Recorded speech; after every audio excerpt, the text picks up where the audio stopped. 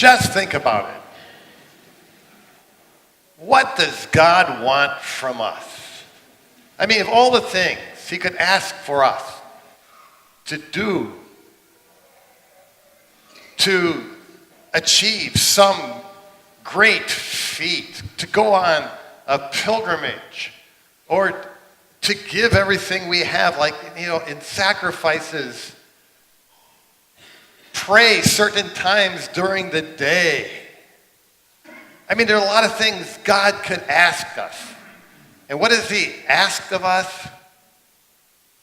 To love. To love him and to love our neighbor. It's kind of like saying, this is my commandment to you. Be happy. Isn't that the case? I mean, after all, what is better than loving, right? Can you think of anything better than to love? Because when you love, you're happy. That's God's commandment for you and for me, is just to be happy. Well, let's go into the Old Testament reading first, okay? To unpack this a little bit. It's the famous Shema. You know what the Shema is? It's the first word in the phrase Shema Yisrael Adonai Eloheinu Adonai Echad. Hear, O Israel, the Lord your God is one.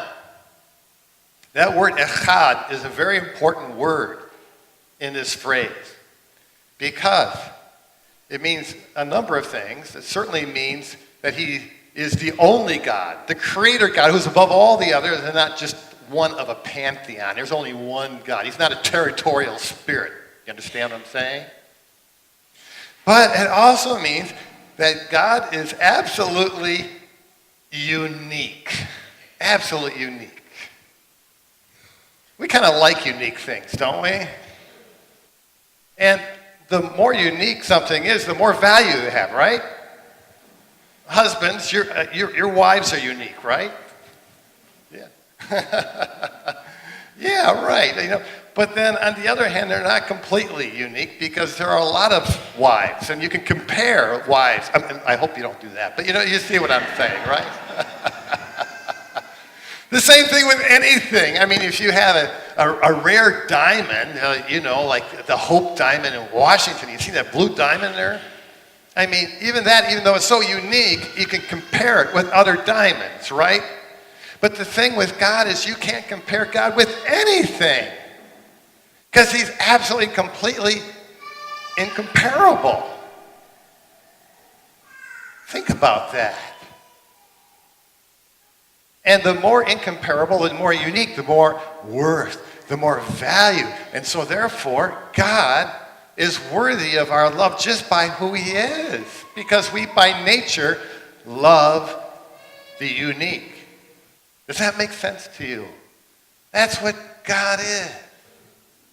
And so, we are to love God with all our heart, with all our soul, and with all our, actually the word there in the Hebrew is muchness. Let me unpack this a little bit. Heart, the Hebrew word for heart is lave. And it doesn't mean what we think, okay? We usually think our heart is the seat of the emotions, but it's not. It's the seat of our intellect and our will in the Hebrew thought. So when you love somebody, what do?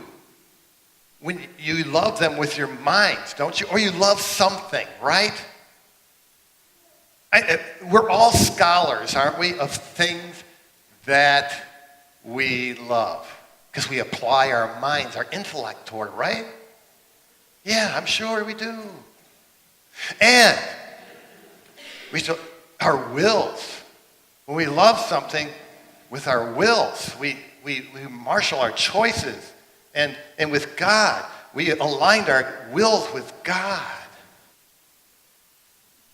Now, there's also this thing called our nephesh. We're supposed to love God with our nephesh. Okay, that's the seat of our emotions, because our emotions are important, aren't they? Yeah. And You're to love God with the Hebrew word that means me'od. It means if there's anything left in us to love God, we to love him with it, you know. And there's a lot of things in us that are there. Just think about our memories. Wow. Our imagination. Wow. Everything in this machinery within us, we are to love God with. Now, how do we do this? Well, I'll tell you a story. How it all happened to me was with a broken heart. Anybody have a broken heart before? Yeah? Yeah, right, yeah. Well, when I was younger, I fell for this young lady, you know? And I thought she was a cat's meow. I mean, in fact, she sort of filled all my archetypes of what a woman would be. And I was going, whoa, you know that, you know, right? It's amazing how someone like that can get your interior all moving, you know, your emotions, your intellect, your will, and your imagination. Everything is wonderfully centered when you're crazy in love with somebody, isn't it, right? It's amazing. It just happens, doesn't it? Yeah. She didn't think the same way about me. So, talk about being de-energized. You know, walking around the house like a sloth, you know. Oh my goodness, this is awful. And I remember, you know, ironing a shirt. I don't iron anymore, but, you know, I remember doing that. He said, iron your shirt, you know, like a sloth, like that. And then, you know what God told me to do? Out of the blue, he told me, go to Deuteronomy 6. So I go to Deuteronomy 6, I'm looking it up, and you shall love the Lord your God with all you have. And I asked myself the question, and I remember it. Can I love God as much as I thought I loved this girl? And there was a resounding yes. And in a moment, I forgot the girl. And I just was so joyful with tears that I could love God. Broken hearts create a lot of God lovers because, you know, we set our heart on things that are earthly, right? And when they disappoint, we go to God. Yeah. Now, the thing about loving God is this.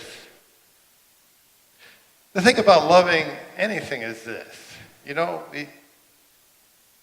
we become what we love because love bonds us to things or to people. Isn't that what love does? It bonds us. And when we bond with someone, we become like someone, you know? There's some people been married for 30, 40 years that love each other, start looking alike, don't they? Because, isn't that how it is? Yeah, right there. You know, Jerry and Kathy, right there, you know? Cute couple, aren't they? You see what I'm saying? If we love transient things, we become superficial. And all we can talk about are things that don't really matter, right? But if you bond yourself with God, you become like God. You look like God. You act like God. You become like Jesus. And you become happy. And you make everybody around you happy. What a wonderful thing it is. You know, I think there's so much massive indifference toward God.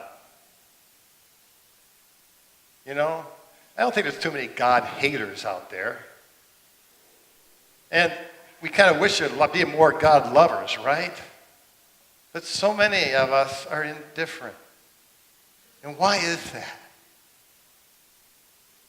It's because we're squandering our love on temporal things and things that don't matter. And so what's God telling us today? Be happy. turn your passions, your whole interior, all the machinery and wonderful things God's given us inside to the Lord, God, through Jesus Christ, who loved us so much and gave his life for us.